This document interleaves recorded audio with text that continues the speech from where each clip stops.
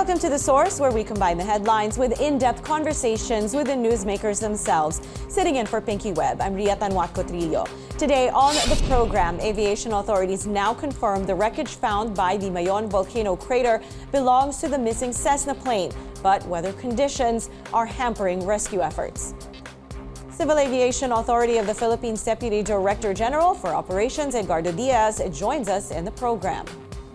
And later, the House of Representatives moves forward with the proposed charter change. Can lawmakers shield former President Rodrigo Duterte from the ICC probe on the war on drugs? Albay Representative Edsel Lagman tells us more live.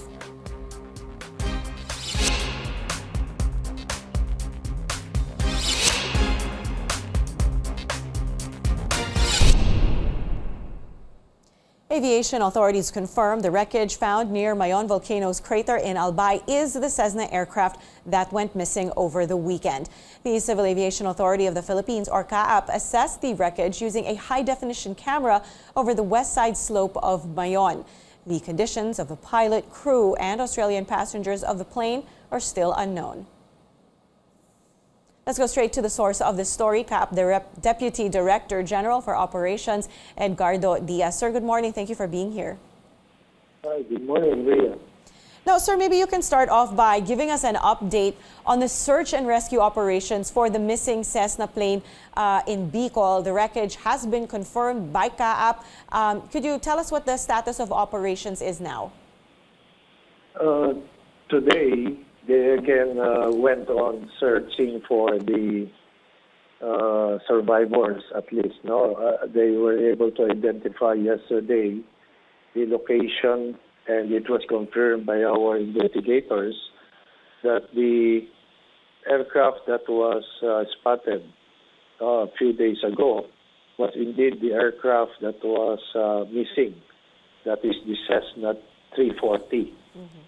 So today, there will again be sorties of flights involving helicopters and fixed wing of our armed forces, the Philippine Air Force, so as with the Navy, in order to see if they can, and that is weather permitting, if they can come closer to the volcano and send people down there, as well as the searchers doing the land search is continuing their way towards the identified area.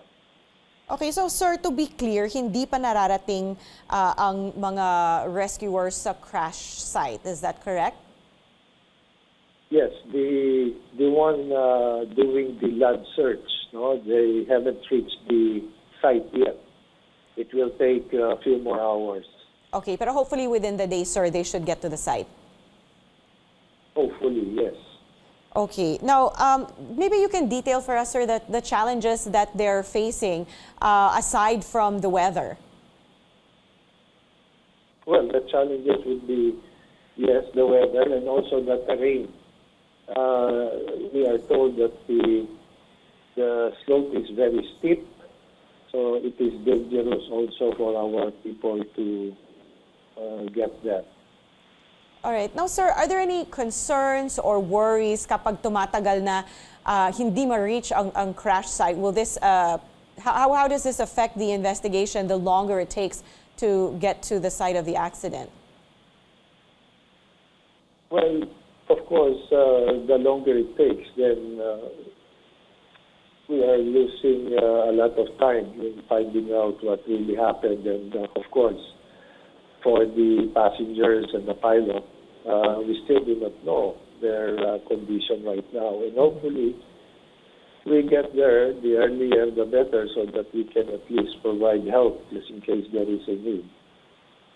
Sir, how many personnel are involved in the rescue operations right now, and how are the LGUs assisting? LGU, they're actively participating, including the local government officials, and for the armed forces, likewise, people from volunteer groups. Easily, there could be around more than 50 people involved. All right, more than 50 people from all different agencies. Now, based on the images that we have so far and the use of the high-definition camera yesterday, what could be the possible reasons for the crash? That is still unknown, no? So the scenario there is that what we are thinking, when they departed the airport, the clearance given is to proceed via Whiskey 9, which is the designated airway going to Manila. Mm-hmm. If the aircraft is on its northbound heading, it is supposed to make a left turn to proceed towards Manila. What we cannot understand is how come they ended up towards the right side. So that is still subject of an investigation. I see, sir. So do we know how the plane actually got close to the crater of the volcano? I mean, are planes even allowed to fly in that specific area since it's a restricted zone? Definitely not. Because, as pilots, we were trained to avoid mountainous areas. The wind and the condition surrounding a mountain, especially flying very close to a mountain, is very unpredictable. So, and aside from that, there is a restricted, as you said, a restricted area because it is on a level 2 alert. So we are not really supposed to fly close to Mayon volcano. Right, sir. Is there any possible update you could give us on the passengers? Have you seen any signs that there might have been survivors in this? We still do not have information regarding that. No?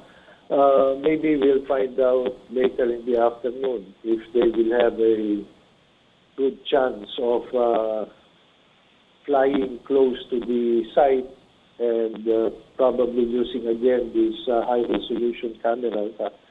They'll be able to at least detect something. Alright. Tungkol naman po sa mga pamilya ng pasahero, how are you coordinating with the families? Sa ngayon po, wala pa po tayong coordination doon, at least coming from CAAP, because we cannot pronounce anything at this moment, no? Unless otherwise confirmed by our investigators. The same is true with the Cessna. For that particular aircraft. It was captured by a drone camera 2 or 3 days ago. But we cannot confirm or make a pronouncement that that is the aircraft we are looking for unless that has been verified and confirmed by our investigators. And that is what happened yesterday.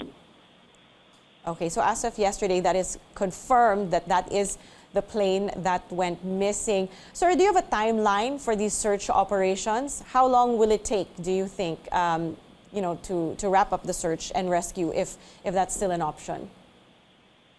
There is no timeline, Ria. It will continue for as long as there is no official termination of the search and rescue operation. That is the same as what is happening now with the one that went missing, the aircraft going to Maconacon. Mm-hmm. There is no official termination and they are still searching for the aircraft.